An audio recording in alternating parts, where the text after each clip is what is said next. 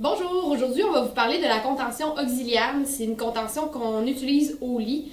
Donc il y a plusieurs accessoires que vous pouvez utiliser pour la contention. Donc premièrement, on a la ceinture abdominale. Par la suite, on a la rallonge qu'on peut mettre à la ceinture. On a la ceinture pelvienne. On a les sangles poignets et chevilles. On a une rallonge, puis on a les bretelles. Bien important d'utiliser également les boutons magnétiques ainsi que la clé magnétique qui vient avec le kit de contention auxiliaire.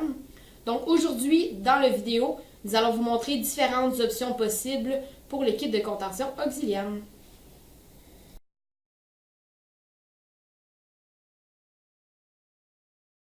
Donc voici la ceinture abdominale de la contention auxiliaire comme vous pouvez voir. Puis, comme tantôt, nous allons pouvoir faire différentes configurations également avec cette ceinture. Voici la rallonge qui est posée sur la ceinture abdominale. Bien important de comprendre qu'on utilise une rallonge seulement pour la ceinture abdominale. On la rajoute pour les patients qui sont obèses. Voici la ceinture pelvienne qui est mise avec la ceinture abdominale afin que le patient ne glisse pas et qu'il ne passe pas au pied du lit. Donc voici la courroie de lit qui est un produit complémentaire au kit de contention auxiliaire afin de mieux stabiliser le patient. Voici les sangles poignets-chevilles. Vous pouvez les utiliser en les attachant ensemble, les deux poignets ou les deux chevilles, ou tout simplement en attachant les chevilles séparément à la base du lit.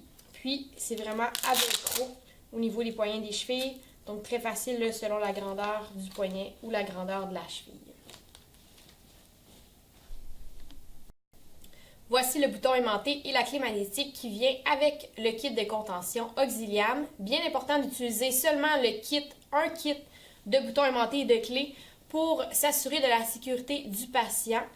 Donc, très simple, vous avez le bouton ici, on va utiliser la clé magnétique.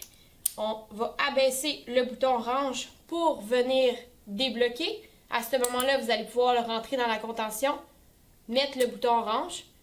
Par la suite, c'est bloqué. Bien important au niveau du personnel de ne pas laisser la clé magnétique proche du patient pour qu'il puisse lui-même se détacher.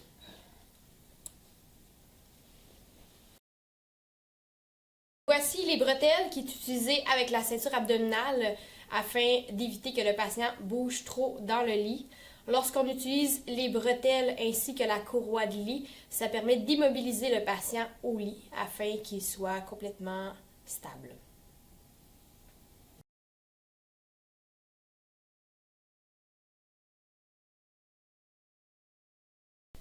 Donc, nous allons procéder à l'installation de la ceinture abdominale.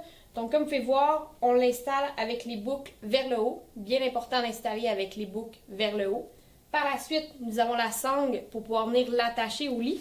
Donc, simplement la rentrer ici dans la ganse de métal et la repasser dans l'autre. Cette sangle-là, une fois rentrée, chaque côté de la ceinture abdominale va permettre d'attacher la ceinture abdominale à la base du lit.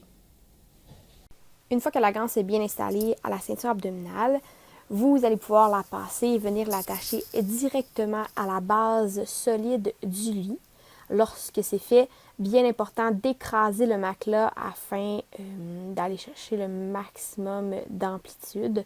Par la suite, simplement rabattre la sangle, puis vous pouvez faire jusqu'à 3 épaisseurs. Vous avez simplement à mettre la tige ainsi que le bouton aimanté. Ne pas attacher la ganse sur les ridelles. Bien important, attacher la ganse sur la structure solide du lit.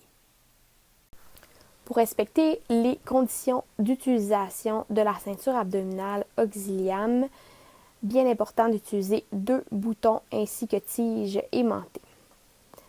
Afin de procéder à l'installation de la ceinture abdominale, simplement s'assurer que le carré de tissu noir soit sur la peau du client en premier, puisqu'il cache les tiges aimantées.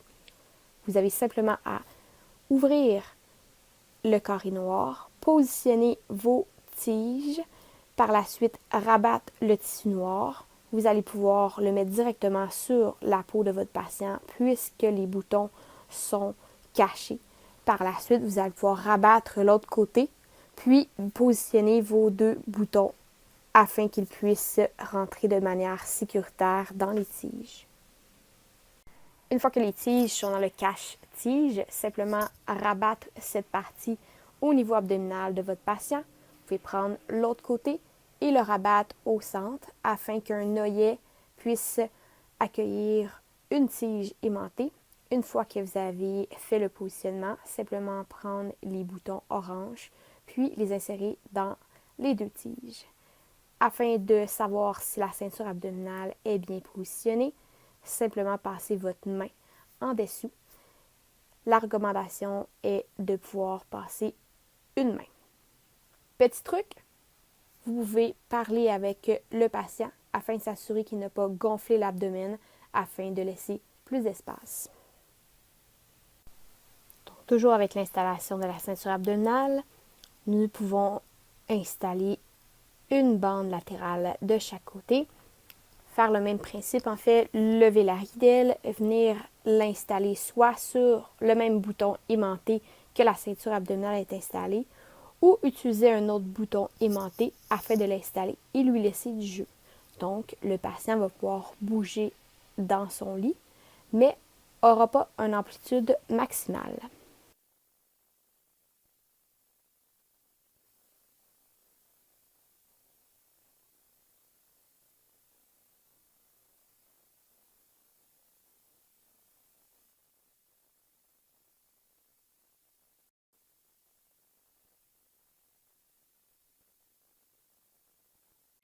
L'installation de la rallonge sur la ceinture abdominale pour les patients obèses est très simple. Donc, mettre également le cache-bouton vers l'abdomen du patient. Donc, simplement l'insérer directement au bouton aimanté le plus éloigné. Par la suite, choisir votre distance et venir positionner le 2e bouton aimanté. Même principe que lors de l'installation abdominale. Les recommandations de la ceinture contention auxiliaire est d'utiliser 2 boutons aimantés. Par la suite, pour voir si l'installation est effectuée correctement, simplement s'assurer que vous êtes en mesure de passer une main en dessous de la ceinture. Petit truc, veuillez faire parler votre client afin de s'assurer qu'il n'a pas gonflé le ventre pour gagner de l'espace. Afin de bien installer la ceinture pelvienne, simplement mettre le velcro de la ceinture pelvienne en dessous de la ceinture abdominale. Par la suite, vous pouvez prendre la ganse noire, la passer à l'intérieur, donc au centre de la ceinture abdominale. Et par la suite, vous faites une loupe avec le reste de la ceinture abdominale pour s'assurer qu'elle est bien en place. Lors de l'installation de la ceinture pelvienne sur le patient, bien important de laisser un œillet de différence entre les 2 tiges aimantées, puisque c'est la distance requise lors de l'installation. Une fois que la ceinture pelvienne est bien mise sur les tiges, simplement mettre les 2 boutons aimantés. Afin de valider l'installation, simplement valider qu'il y a toujours un espace d'une main entre la ceinture abdominale et l'abdomen du patient. Comme vous pouvez voir, l'utilité de la ceinture pelvienne est de s'assurer que le patient ne glisse pas vers le bas. Pour la sangle poignet, simplement utiliser le velcro. Par la suite, prendre la sangle et venir l'attacher à la sangle à la base du lit. Donc, soit que vous pouvez défaire le bouton aimanté qui attache la ceinture abdominale, ou soit que vous pouvez prendre un autre tige et venir l'attacher avec le bouton aimanté. Donc, c'est votre choix. L'objectif est de minimiser le mouvement du patient. Donc, le patient va être en mesure de bouger le poignet vers l'extérieur, mais plus que vous mettez la ganse serrée, moins que le patient va être capable de bouger. Et moins que la ganse est mise serrée, plus que le patient va être capable de bouger à l'extérieur et à l'intérieur du lit. Une autre option possible lors de l'installation des poignets, vous pouvez venir attacher les 2 ganses des poignets ensemble au centre, proche de la ceinture abdominale. Ce type d'attache va minimiser le mouvement du patient autant à l'intérieur qu'à l'extérieur du lit. L'installation des sangles à la cheville se fait de la même façon que les sangles au poignet, donc simplement utiliser le velcro. Par la suite, venir l'installer directement à la base solide du lit, donc trouver un ancrage solide, puis venir par la suite utiliser le bouton aimanté. Vous pouvez mettre jusqu'à 3 épaisseurs. Ne pas attacher sur la ridelle ou une structure non solide. Le fait d'attacher les chevilles du patient va minimiser son amplitude de mouvement autant à l'intérieur qu'à l'extérieur du lit. Une autre configuration possible lors de l'installation de la contention en cheville est de ramener les 2 sangles au centre, d'utiliser une tige et bouton aimanté, puis de venir l'attacher au centre entre les deux pieds. Donc cette configuration permet de minimiser le mouvement du patient. Vous êtes moins à risque de recevoir des coups. Lors de l'installation des bretelles, simplement passer la bretelle à gauche dans la ganse noire que vous voyez au haut de la ceinture abdominale. Par la suite, faire la même chose à droite. Puis, par la suite, prendre les bretelles et les mettre sur les épaules de votre patient. Une fois que les bretelles sont bien installées derrière et que votre patient est couché, vous pouvez défaire les 2 boutons aimantés sur la ceinture abdominale. Donc, le positionnement va être mis de façon diagonale.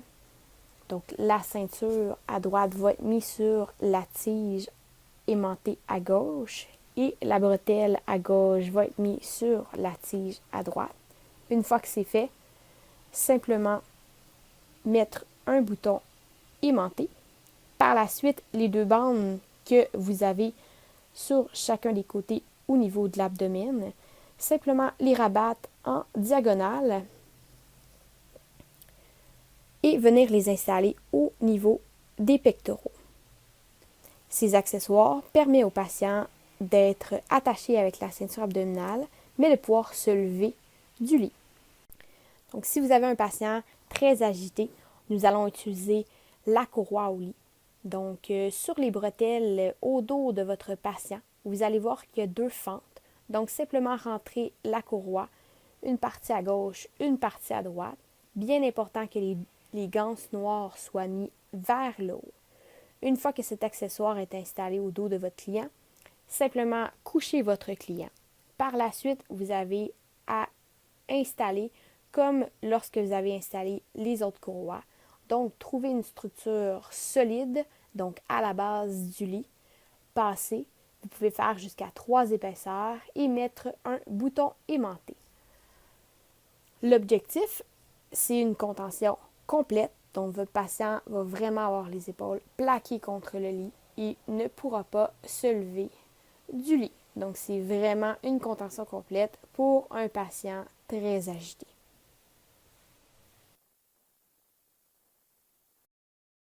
Pour plus d'informations, rendez-vous sur notre site web excelmedical.ca.